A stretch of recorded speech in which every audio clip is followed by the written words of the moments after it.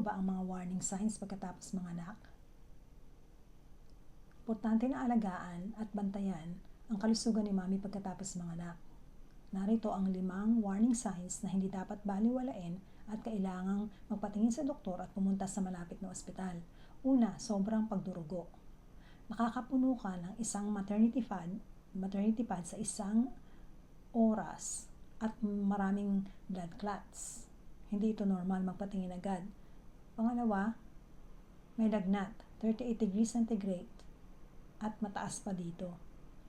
Ito ay isang senyales ng impeksyon. Pangatlo, napakasakit na ulo na may kasamang malabong paningin. Ito ay isang senyales na mataas ang iyong BP pagkatapos manganak. Pang-apat, nahihirapang huminga at masakit ang dibdib. Ito ay isang emergency, magpatingin agad. Pang-5, sobrang lungkot o pagkabalisa. Tinatawag natin itong depression at anxiety. At ang mother ay may thoughts na harming herself and harming her baby o yung tinatawag natin na postnatal depression. Humingi agad ng tulong.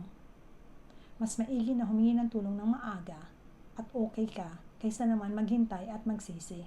Panoorin ang susunod na video sa gabay ni Nurse Raquel sa YouTube tungkol sa postnatal care or pag-aalaga kay mami pagkatapos manganak.